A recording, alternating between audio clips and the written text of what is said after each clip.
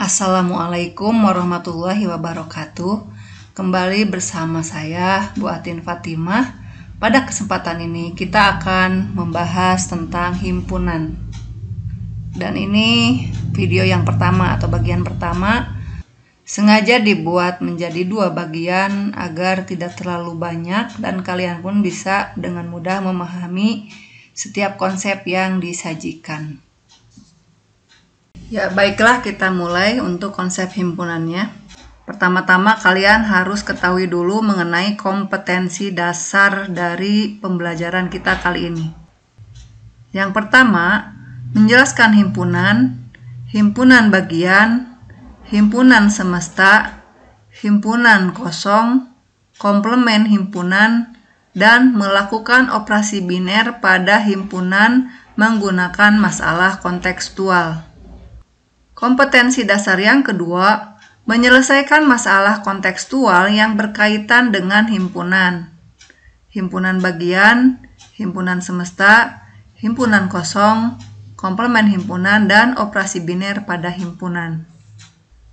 Nanti video bagian pertama Ibu akan bahas mengenai penjelasan himpunan, himpunan bagian, himpunan semesta, himpunan kosong, dan sisanya yaitu komplement, operasi, dan juga menyelesaikan masalah kontekstual Ibu simpan di video yang kedua.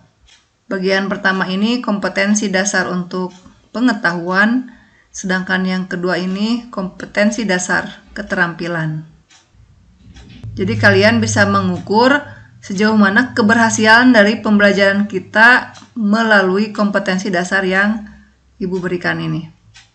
Konsep himpunan. Dalam kehidupan sehari-hari, kata himpunan dipadankan dengan istilah kumpulan, kelompok, grup, atau gerombolan. Contoh, kumpulan binatang berkaki dua, kelompok tumbuhan monokotil, grup pecinta alam, gerombolan bebek di tepi sungai, dan lain-lain. Namun tidak semua kumpulan atau kelompok termasuk himpunan. Misalnya, kumpulan anak pintar, kelompok gadis cantik, kumpulan siswa berbadan tinggi di kelasmu, kumpulan makanan enak. Kesimpulan, himpunan adalah kumpulan benda atau objek yang memiliki batasan keanggotaan yang jelas. Garis bawahi ini ada batasan keanggotaan yang jelas.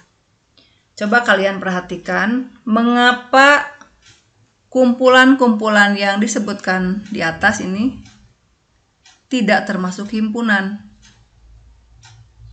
Ya, karena apa? Karena tidak memiliki batasan keanggotaan yang jelas. Artinya, orang yang menyebutkan anggota-anggotanya, kalau orangnya berbeda akan menjawab dengan jawaban yang berbeda pula. Kumpulan anak pintar, pintar itu relatif. Seperti apa pintarnya? Tidak semua orang memaknai pintar dengan makna yang sama. Kelompok gadis cantik, ini pun relatif. Tidak semua orang memiliki selera yang sama akan kecantikan seseorang. Jadi, cantik ini relatif, tidak akan jelas dalam menyebutkan. Jadi ini perbedaan selera itu mengakibatkan batasan keanggotaannya tidak jelas. Maka kelompok gadis cantik tidak bisa dikategorikan sebagai himpunan. Kumpulan siswa berbadan tinggi di kelasmu. Berbadan tinggi ini pun ukurannya berapa? Tidak disebutkan di sini ya. Artinya juga relatif, tergantung orang melihat. Kalau misalkan Ani memiliki tinggi 160 cm.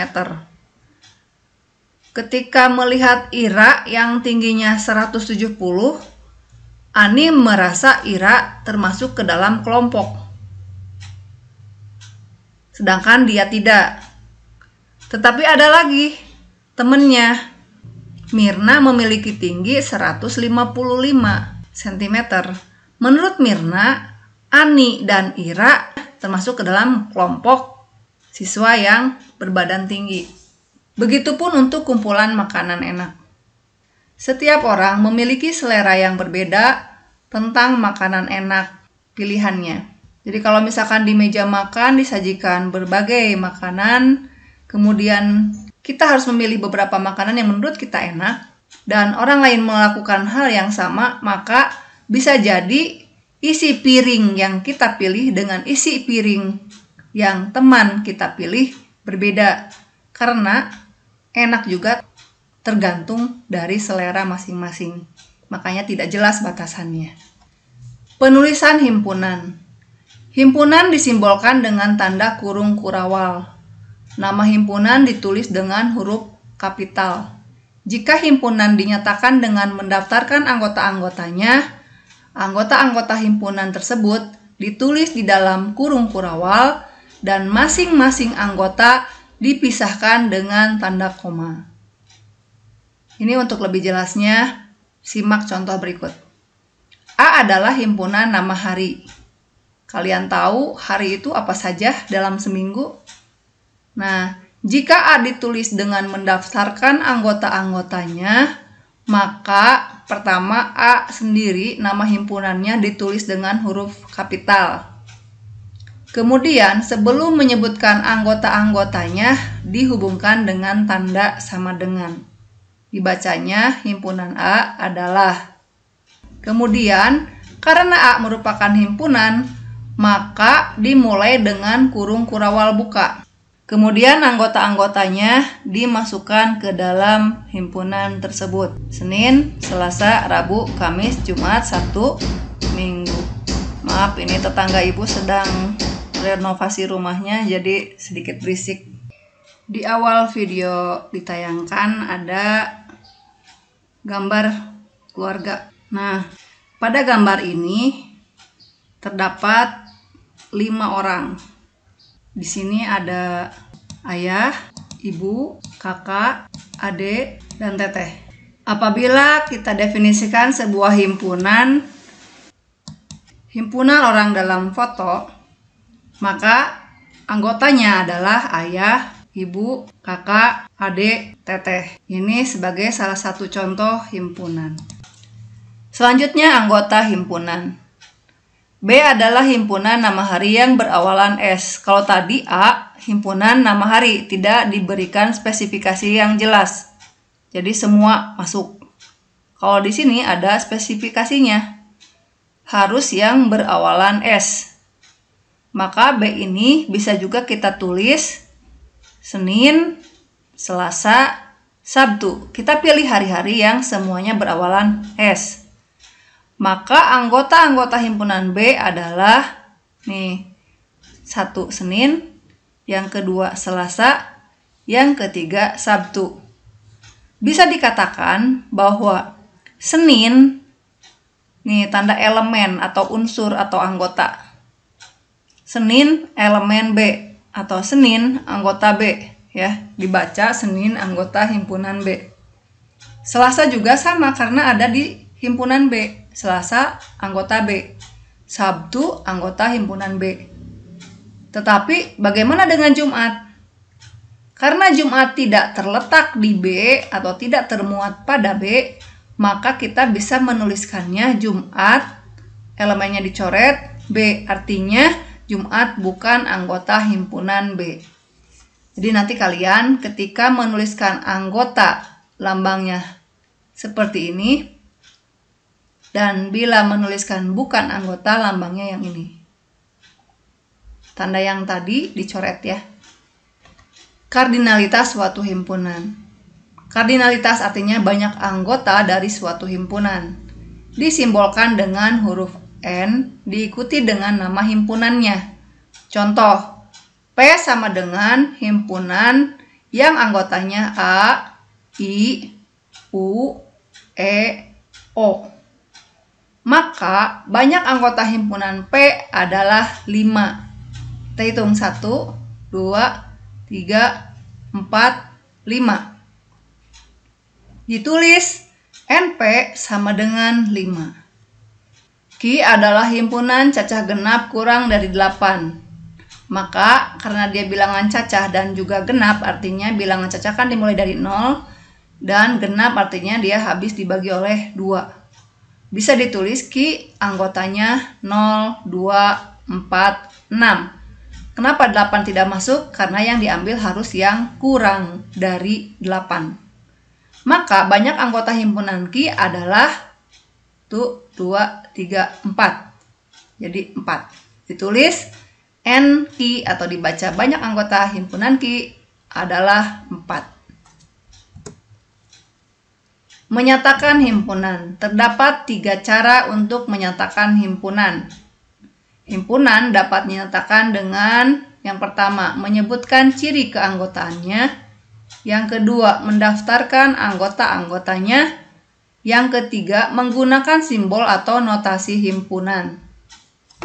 Nih, untuk lebih jelas, contoh menyatakan himpunan dengan menyebutkan ciri keanggotaan.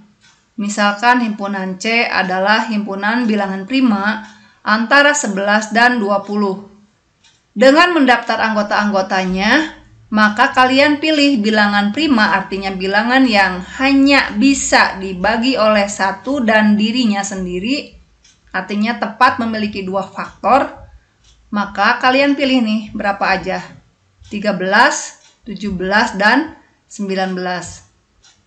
Antara 11 juga bilangan prima karena dia ada di batas.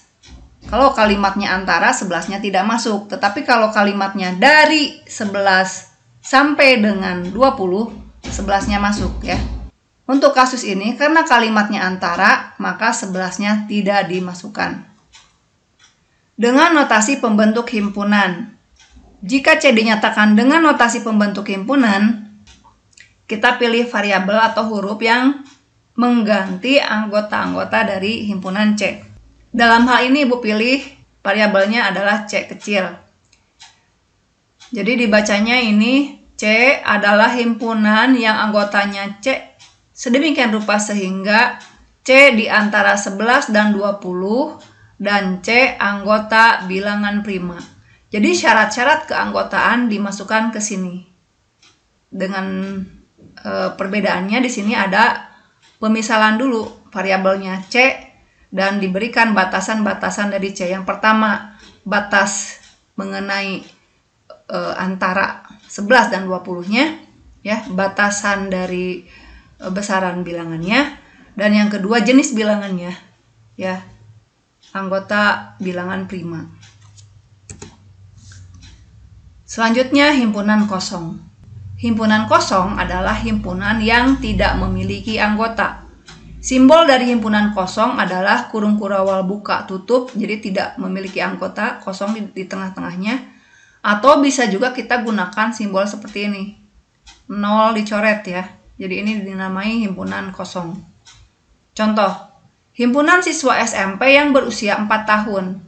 Karena kita tahu sebelum SMP itu harus belajar dulu di SD selama 6 tahun, dan siswa yang masuk SD juga ada batasan usia minimalnya 6 tahun, otomatis tidak mungkin ya ada siswa SMP usianya 4 tahun. Artinya anggotanya nggak ada. Tapi apakah ini himpunan? Himpunan karena jelas. Jadi kita tidak akan ragu menyebutkan bahwa di sini tidak memiliki anggota. Siapapun pasti mengatakan bahwa ini tidak memiliki anggota. Yang kedua, himpunan bilangan asli kurang dari 1. Kalian tahu bilangan asli itu kan mulai dari 1, 2, 3, dan seterusnya. Artinya kalau kurang dari 1 itu berarti kan 0 dan negatif. Sementara kita tahu 0 dan negatif bukan bilangan asli. Di sini syaratnya harus bilangan asli dan harus kurang dari 1. Ada 2 syarat. Bilangan asli tidak ada yang kurang dari 1 sehingga himpunan kosong ya, atau 0 anggotanya. Himpunan bilangan genap yang tidak habis dibagi 2. Kalian tahu bilangan genap itu adalah bilangan yang habis dibagi 2. Sementara di sini mintanya adalah tidak habis dibagi 2. Jelas ini bertolak belakang ya, kontradiksi. Maka tidak mungkin ada anggotanya. Himpunan nama hari yang berawalan huruf Y. Adakah nama hari yang dimulai dari huruf Y? Tidak ada ya. Maka ini pun himpunan kosong. Berikutnya himpunan semesta. Adalah himpunan yang memuat semua anggota yang dibicarakan. Simbol dari himpunan semesta adalah S. Salah satu karakteristik matematika adalah memperhatikan semesta pembicaraannya. Penyelesaian suatu masalah dalam matematika dimungkinkan akan berbeda jika semesta pembicaraannya berbeda. Demikian juga anggota himpunan tertentu ditentukan oleh semestanya. Contoh untuk yang tadi, A sama dengan himpunan yang anggotanya 2, 3, dan 4. Himpunan semesta dari A banyak kemungkinannya, syaratnya adalah memuat semua anggota yang ada di A. Jadi kalau dirinya sendiri pun ini termasuk himpunan semesta. Mengapa? Karena memuat semua anggota A. Atau semua anggota A masuk ditambahkan unsur yang lainnya 1 dan 5. Maka ini pun himpunan semesta dari A. Yang penting A-nya ada di sini semua anggotanya ya. Bilangan asli. Nah, ini karena dia berada lebih dari atau sama dengan 1 ya, berarti dia merupakan himpunan semestanya. Begitupun bilangan bulat ya, dan lain-lain. Seperti yang sudah disampaikan tadi bahwa himpunan semesta atau semesta pembicaraan menentukan penyelesaian dari suatu persamaan. Contoh di sini berupa persamaan matematika.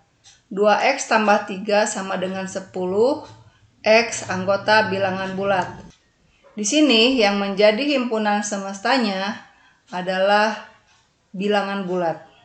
Coba kita perhatikan bagaimana penyelesaian dari permasalahan ini. 2x tambah 3 sama dengan 10. Berarti 2x sama dengan 10 dikurangi 3. 2x sama dengan 7. Masing-masing ruas dibagi oleh 2. Diperoleh x sama dengan 7/2. Atau 3/1/2. Karena tadi himpunan semestanya adalah bilangan bulat, maka kita katakan bahwa himpunan penyelesaian atau kita singkat dari permasalahan ini adalah himpunan apa? Kosong ya. Kenapa? Karena 3/1/2 bukan anggota bilangan bulat. Lain halnya apabila pada soal ini diberikan batasan yang berbeda. Di sini misalkan x-nya bilangan rasional.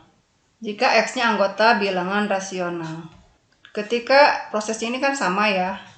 Maka pada hasil akhirnya jika x-nya bilangan rasional, maka ini memiliki penyelesaian. Himpunan penyelesaiannya adalah 7/2 atau 3/1/2. Nah, dari sini ada perbedaan jawaban ya. Kalau himpunan semestanya bilangan bulat, maka penyelesaiannya himpunan kosong. Jika himpunan semestanya bilangan rasional, maka dia memiliki penyelesaiannya yaitu 3/1/2. Himpunan bagian. Himpunan bagian dari suatu himpunan adalah himpunan yang anggotanya termuat pada himpunan tersebut. Misalkan A adalah himpunan yang anggotanya mochi, mocha, mayo, misu, moza, latte, dan tira. Maka himpunan bagian dari A bisa berupa himpunan kosong. Jadi himpunan kosong juga himpunan dari A. Bisa berupa himpunan yang banyak anggotanya 1, yaitu mochi saja, mocha saja. Ini dimulai dari himpunan ya. Jadi himpunan yang anggotanya mayo, himpunan yang anggotanya misu, himpunan yang anggotanya moza, himpunan yang anggotanya latte, dan himpunan yang anggotanya tira. Atau himpunan yang banyak anggotanya 2. Bisa himpunan yang anggotanya mochi dan mocha, mochi dan mayo, dan seterusnya hingga latte dan tira. Ini himpunan dengan 2 anggota. Silahkan selidiki terdapat berapa banyak himpunan bagian hingga himpunan bagian yang memiliki 7 anggota. Kalau memiliki 7 anggota berarti kan himpunan itu sendiri ya, himpunan bagiannya. Himpunan bagian, istilah lainnya adalah subset. Sub artinya bagian, set artinya himpunan. Ini berasal dari bahasa Inggris. Simbolnya seperti ini. A himpunan bagian dari B ditulis A subset B jika untuk setiap X anggota A X elemen A, X juga anggota B, X juga elemen B. Dengan kata lain, semua anggota A termuat di B. A subset B jika dan hanya jika untuk setiap X anggota A, maka X juga harus anggota dari B. Jadi ini penulisan matematisnya untuk kalimat pengertian dari himpunan bagian. Nah, sekarang Ibu beri contoh. Jika himpunan A anggotanya 4 dan 5, sedangkan himpunan B anggotanya 1, 2, 3, 4, dan 5, muncullah pertanyaan, apakah A himpunan bagian dari B? Kita teliti. Kalau tandanya A di sebelah kiri, B-nya di kanan, berarti anggota A yang harus termuat di B. Semua anggota harus ada di B. Di sini 4 ada di B, 5 juga ada di B. Berarti ini jawabannya ya. Nah, kalau dibalik, apakah B subset dari A? Kita teliti, adakah anggota B yang tidak termuat di A? Ada berapa? 1 tidak ada di A, 2 tidak ada di A, 3 tidak ada di A ya. Jangankan ada 3 yang tidak ada di A, cuman 1 anggota B saja yang tidak termuat di A sudah menggugurkan kesimpulan bahwa B subset dari A. Jadi ini jawabannya tidak atau bukan subset. Atau ini bisa kita tulis B bukan subset dari A. Di sini ada teorema mengenai himpunan bagiannya, ada 2. Yang pertama, bahwa himpunan kosong merupakan himpunan bagian dari setiap himpunan. Yang kedua, setiap himpunan merupakan himpunan bagian dari himpunan itu sendiri.